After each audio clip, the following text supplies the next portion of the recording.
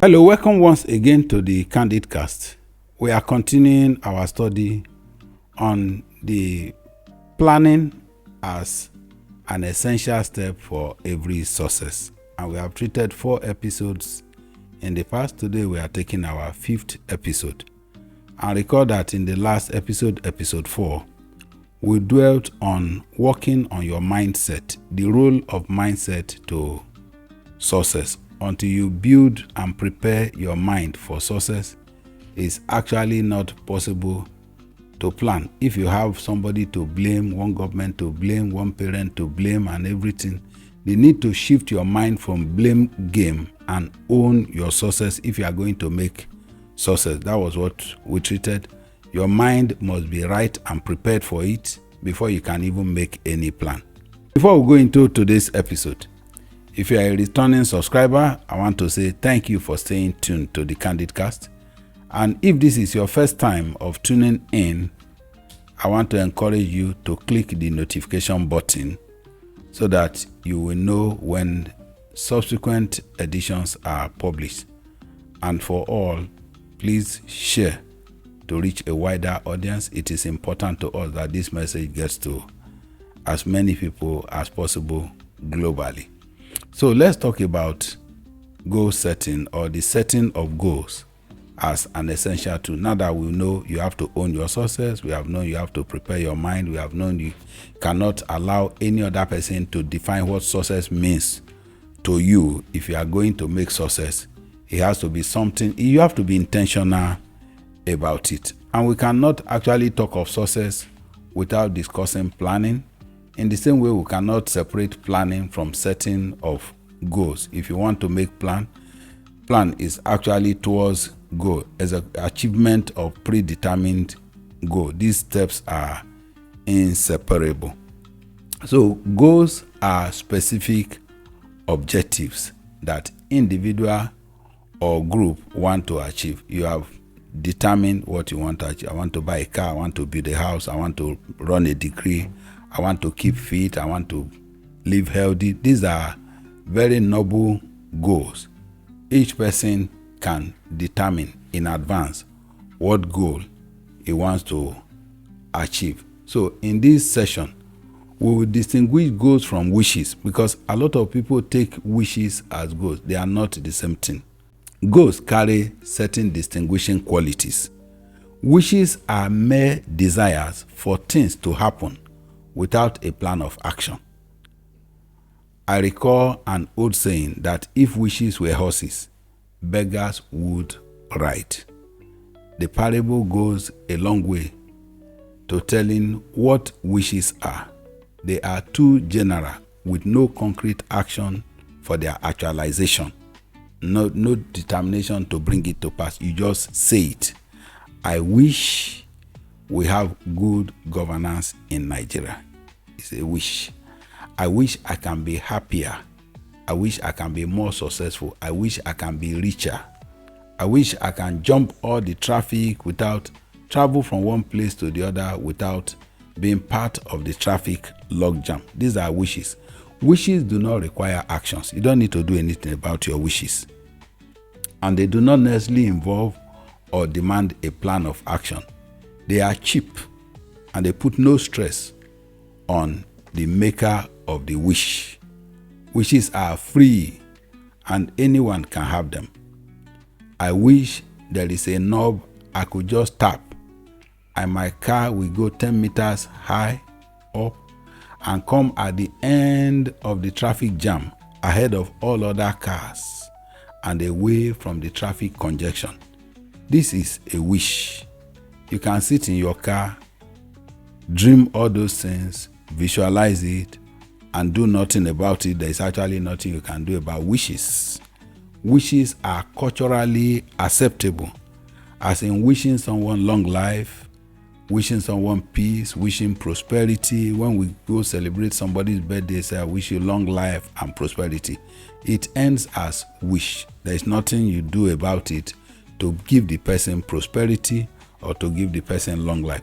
Wishes provide hope and comfort, as in when we wish each other a happy new year. I've always asked, when you say Happy New Year, if the collection of Happy New Year, gift of Happy New Year can make people happy in the year, nobody would have been sad all through the year or in life. So many still go through the year sad because wishes are just wishes. None of the people who wished us Happy New Year did anything or planned what we needed to do to be happy in the year, or even demanded to know what will make us happy, like a new car, a new house, new clothing. Nothing is done about it. It ends as wish. Goal, on the other hand, must stretch both the maker and it will generate action plan for its attainment. When you call it a goal, it goes beyond just saying it. It goes beyond wish. If my goal is to make you happy, I will go the full course to find out what your pains are and what I can do to erase it. If the pains are erased, happiness will be battered. So I know somebody who is in the pain of queuing to join public transport, and if I give him a car, he will be happy. Rather than wishing him happiness, I'll just buy a car and say, take. That person will definitely be happy.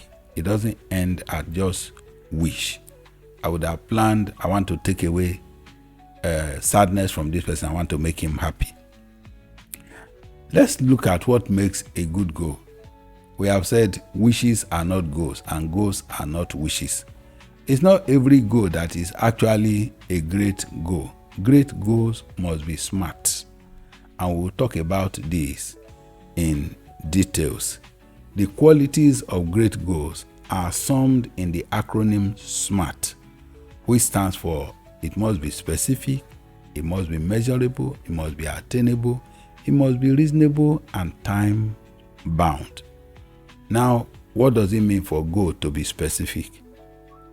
The goal is clear, easy to understand, leaving no ambiguity. When I say leaving no ambiguity, it means having the same meaning for every person that looks at it. It is not vague general statement like I want to appear thinner. It's not specific goal. If I say I am weighing 100 kg on the 1st of January 2025 and I want to lose 10 kg in the first quarter of the year by exercising 45 minutes a day 4 times in a week and observing dietary controls by taking only vegetables and fruits for dinner all through the quarter 1 of 2025, that is specific. In terms of measure, talking about specific goals, then the goal should be measurable. Like as in the example that I just gave, the goal is quantifiable. What do I want? Lose 10 kg of my weight. In this case, progress can be tracked. When a goal is measurable, you can track the progress. Like in that earlier example of losing 10 kg of my weight in 90 days. At the end of 30 days, I will know if my plan is working. On the other hand, if I want to be rich, just saying I want to be rich is not a measurable goal. When do we know that you have become rich? I want to lose 10 kg. After 30 days, I know I was weighing 100 kg when I started. If after 30 days, I now weigh 97, I know the plan has started working. The goal must be attainable. A in SMART stands for attainable. Goal must be within reach with diligent effort and careful planning. It is feasible, given the current circumstances, available resources, and the abilities of the maker of the goal.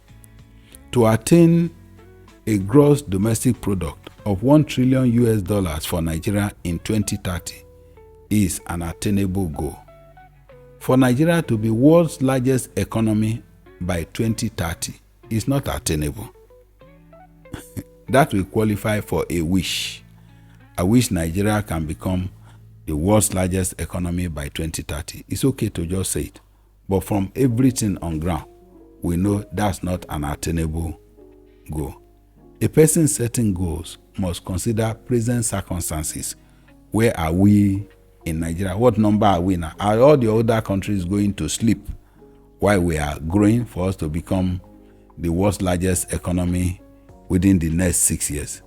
We must check available resources or resources that can be made reasonably available, among other things.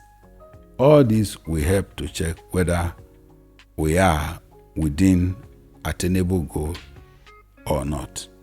The R in SMART stands for reasonable. When we talk of reasonable goal, we are talking about the goal must be realistic. It must be achievable. It must be practical in the circumstances of the goal setter, not ignoring circumstances and resources available. If I say, okay, today Dangote is Africa's richest man, and I say in the next 6 months, I want to be Africa's richest man, that's unreasonable. Because the refinery that placed him at the top there didn't come in 24 hours. It took from 2017 to 2024 of construction. So if I want to build 4 refineries so that I will have more refineries than Dangote, I don't think it's something I can achieve in 2 months, 3 months. That becomes unreasonable. Considering the limitations while staying ambitious enough to generate the effort needed to pull it through. Because sometimes in the bid to say, oh, I am being reasonable, we may shoot ourselves or get ourselves locked up in limitations. Let limitations not kill ambition. There are limitations, but are they surmountable? If you can surmount those limitations, or you put in place things that will help you to surmount it, it can become reasonable. So reasonable goals should take into account time frame, the individual situation or his circumstances. So an employee on a monthly salary of 200,000 naira a month looking to owning a house in Ikoyi within 2 years may be unreasonable if that salary is his only source of income. But if he has peeped into his grandfather's will and have seen that the grandfather left 4 billion naira for him, and they are about to read the will in the next 2 weeks, that may be what he's looking at. Then it becomes reasonable at that time, given his own circumstances. That's why I say one statement or one goal that may be reasonable for one person may be unreasonable for another person, depending on what you are looking at. You must look at the entire situation, be holistic about it. And finally, T in SMART stands for time bound. A goal that is not time bound is not a goal. This speaks about time frame and deadlines for the completion of given tasks and the attainment of desired outcomes. So when a goal is time bound, it creates a sense of urgency and it makes you accountable. Time-bound goals encourage individuals or organizations to manage time and to prioritize tasks. This is the quality that helps to track progress. I want to lose 10 kg in 3 months. There is a time tied to it. Then you measure your success along the line. It is 30 days already. Am I still weighing 100 kg? Time-bound. That helps us to stay focused. When I know I want to lose 10 kg in 90 days and it's already 45 days and I've lost only 3, I know that I have to do something drastic to get to exactly where I want to be. I want to have 1 million naira in my account before the end of this year. That is time bound. But if I simply say I want to have 1 million naira, that's not time bound. You can work all your life looking for 1 million naira. But I want to save 1 million naira in 12 months by saving 100,000 naira every month. I've broken down the goals. I've set timeline. If after 6 months I have only 300,000, I will know I am not on track. I'm not keeping to my goal. So now that we know goals must be smart, what are the steps we take to setting effective goals? We have said the goal, first, it must be smart. Ensure goals are specific, measurable, attainable, reasonable, and time-bound. We have discussed this in detail. Doing this helps clarify your objectives and how to achieve them. Number 2, in setting effective goals, you write down your goals. Write down your goals. The Bible recommends that visions be written down and made plain. Habakkuk says, he said that he may run that read it. This has the effect of increasing commitment and also serves as a reminder of what you want to accomplish. So many of us set goals that we cannot remember after 2 days that we ever set those goals. But once it's written down, it becomes your guiding principle. It becomes your guidebook. This is what I want to achieve. The goal looks at you every day, and you see it when it is written down. You remember it. You measure it. You know when you are on track. You know when you are out of tune. Number 3, you must divide goal into manageable steps. Divide larger goals into smaller, more manageable tasks. Sometimes we don't get started because the size of the task is overwhelming. Like when you say a man should eat an elephant, you look at the size of the man, you look at the size of the elephant, and you say, is it really possible for a man to eat an elephant? We have said in the candid cast that yes, it is possible. The only way a man can eat an elephant is to divide the elephant into small bits and take one piece at a time. The same happens to our goal setting. When you take, I want to own a house. If you just look at how much does it cost to own a house, it may be too big, but is it a good goal to own a house of your own? Very good. What if I say, this number of years, I will save up and buy land. This number of years, I will do foundation. And I know the number of years it will take me to build the carcass and to roof. I'll dedicate a portion another time to the finishes and the external work before I will move into the house. Then I have broken down the task or the goal of owning a house into manageable steps. These are things that I can take gradually. Some want to even own property in an area that is too expensive for them. They buy land in cheaper areas, and as it appreciates, they will say, make more money. Put all those small steps together, combine it, and buy the property in the area you envision is good enough for you. Number 4, we must visualize success. I like what the Bible says in the book of Hebrews. It says Jesus Christ of Nazareth saw the joy after the cross and was energized by it to endure the pains of the cross, despising the shame. It was very shameful to be executed on the cross at that time. It was what you do for the worst of criminals. And you see a person who has committed no sin going through it. He could have changed his mind. He could have dropped the step. He could have stopped to prove a point. But he said because he knew what awaited him after the cross. That is the way any of us can sustain our drive towards goal. Imagining the successful completion of your goals can enhance motivation and keeps you focused. I remember when I was saving for my first car, nothing else was important because I was seeing the car and seeing myself what it will mean when I start driving.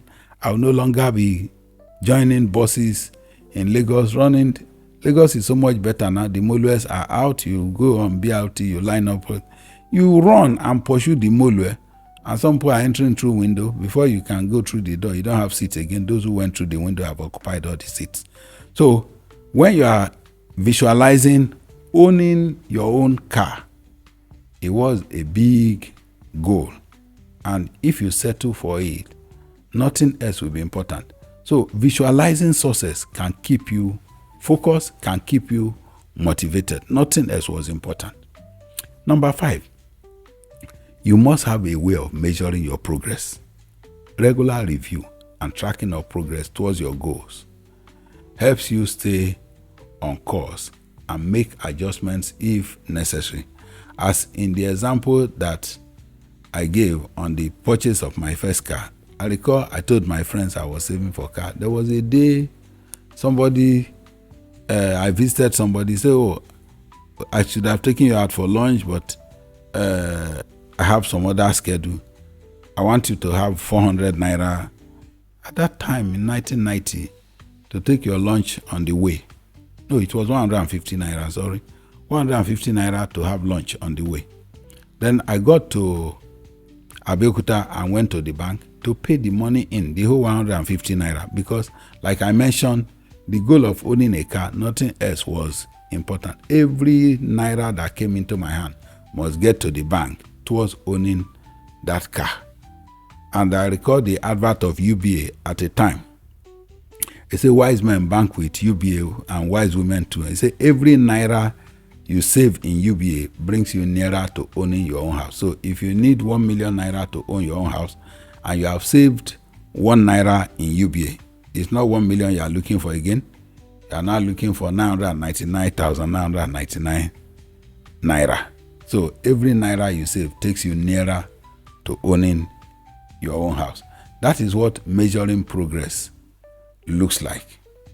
Number 6, stay flexible.